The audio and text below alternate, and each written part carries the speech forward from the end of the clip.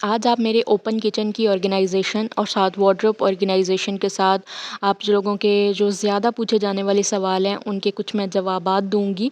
तो वीडियो बड़ी मज़े की होने वाली है, वीडियो को लास्ट तक ज़रूर देखिएगा और आप लोगों से दिल से गुजारिश है कि वीडियो को लाइक कर दें ताकि वीडियो और लोगों तक भी जा सके। अस्सलाम वालेकुम, welcome back to my channel. कैसे हैं जी आप सब लोग?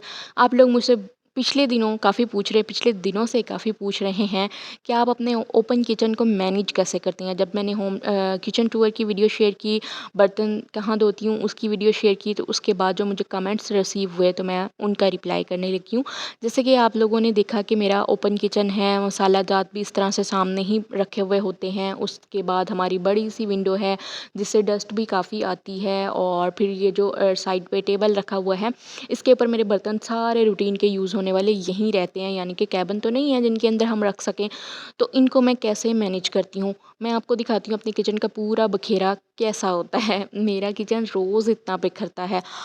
ऐसा नहीं है कि मतलब हर चीज़ हर वक्त साफ़ रहती है, नहीं। सुबह की रूटीन जो है ना मेरी बहुत टफ़ होती है, क्योंकि ना किचन में सिंक है, ना किचन में कैबिन है, ना स्लैब्स हैं, तो मुझे जगह का भी बहुत इशू होता है। मैं मैनेज करना सीख गई हूँ, इसीलिए मैं ना अब उकताती नहीं हूँ, कामों को मैनेज कर लेती हूँ। जैसे आपने देखा कितना बखेरा है किचन में।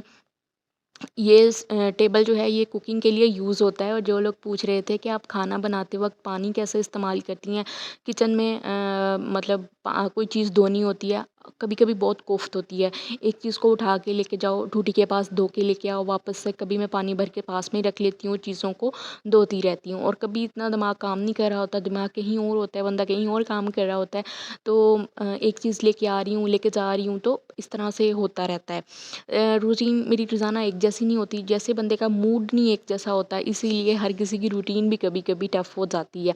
तो मेरे पास ये मैंने आपको दिखाया, ये जो एरिया है टेबल, इसके ऊपर मैंने सारे बर्तन ऑर्गेनाइज्ड करने होते हैं रूटीन के। बड़े पतीले और देचकियाँ, सॉस पैन इस टेबल के नीचे एक दो बास्केट्स रखी हुई हैं, उनके अंदर ऑर्गेनाइज कर लेती हूँ। और इसके ऊपर जो बास्केट है इसके ऊपर मैंने रूटीन के बर्तन रख लेने होते हैं। तो इस तरह से मेरा किचन मैनेज हो जाता है। बहुत सारे लोगों ने बहुत सारी मुझे दुआएं भी दी और मेरी तारीफ़ भी की, और बहुत सारे लोग हैरान भी हो रहे थे कि इस तरह के किचन को मैनेज करना बहुत मुश्किल है, आप सिंक बनवा लें, आप कोई कमेटी डाल लें, आप सिंक बनवा लें।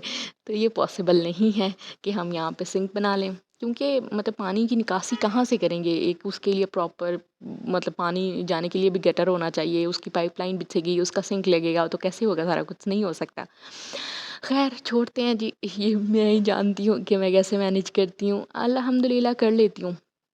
उसके बाद जी मैंने सारी डस्टिंग कर लिया किचन की, और जहाँ पे कुकिंग करती हूँ और जिस पे मैं सारी क्रॉकरी वगैरह मतलब बर्तन रखती हूँ रूटीन के, उस टेबल की भी ऑर्गेनाइजेशन हो गई है कंप्लीट। और ये डेली बेसिस पे होती है, ऐसा नहीं है कि एक दिन कर लिया और एक हफ़्ता सुकून है, नहीं, ये रोज़ चलता है।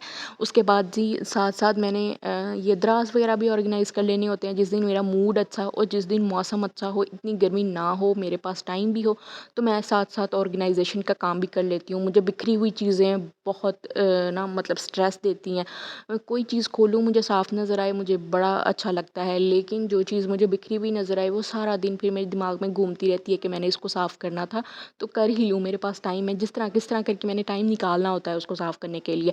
तो बस फिर मैंने फ्रिज वगैरह को साफ़ कर लिया, डस्टिंग फ्रिज की अंदर से और बाहर से मैं डेली करती हूँ। कोई भी चीज़ अंदर हल्की फुल्की गिरी हुई होती है वो साफ़ करके निकाल लेती हूँ, और वीकली या 15-20 दिन के बाद फ्रिज की प्रॉपर डीप क्लीनिंग कर लेती हूँ। अब यहाँ पे देखें, आज मैंने सोचा था, कल मैंने लॉन्ड्री की थी, तो आज मैंने था कि मैंने सारे कपड़े इस्त्री करके रख देने हैं, और वैसे भी बड़ी ईद के बाद मैंने वार्डरोब सेट की ही नहीं। अलमारियों में नए पुराने कपड़े सब मिक्स हुआ हुआ था, तो मैंने सोचा आज मैंने ना सारे जो बच्चों के बाहर अंदर जाने के कपड़े हैं उनको अलग करना है, और जो इस्त्री करने वाले हैं उनको हम इस्त्री करके हैंग कर देंगे, थोड़ी बहुत अलमारी भी सेट कर लेंगे। और यकीन करें मैं सारा दिन इन कामों में ही लगी रही हूँ, घर की ऑर्गेनाइजेशन करने में, सफाई झाड़ पोंछ करने में, क्योंकि कल हल्की फुल्की आंधी भी आई हुई थी, तो मेरा दिल था कि घर अच्छे से साफ़ हो जाए। हाँ, दोपहर में मैंने आलू मटर के चावल भी बना लिए थे, रात को भी वही चल जाएंगे। कल मैंने करेले का सालन बनाया था, तो वो भी पड़ा हुआ फ्रिज में, तो उसकी भी मुझे टेंशन नहीं थी, क्योंकि खाना, घर की साफ़ सुथराई और बच्चों को भी, फिर यूट्यूब के काम भी, तो सारा कुछ रूटीन ना बहुत टफ रहती है। مینیج کرنا پڑتا ہے. اپنے لیے ریسٹ کا ٹائم صرف رات کا ہوتا ہے، رات کو ہی ہم آرام کرتے ہیں.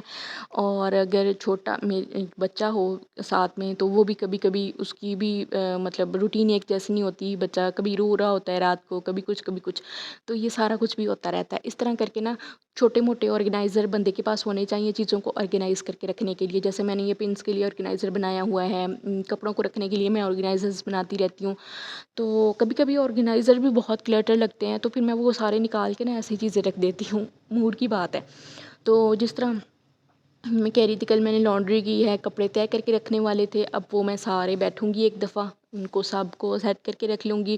جو چھوٹے ہو رہے ہیں گیو اوے کرنے والے ہیں وہ میں ساتھ ساتھ نکالتی رہتی ہوں. پہلے میں رکھتی رہتی تھی کہ بڑا بیٹا ہے اس کے صاف ستھرے کپڑے ہیں وہ چھوٹا پہن لے گا، چھوٹے نے پہن لیے ہیں اب اس سے چھوٹا پہن لے گا. اب میرا دل ہے کہ میں ساتھ ساتھ سارا نکال دوں، کیونکہ اتنا کھلارا بندہ کہاں سنبھالتا رہے.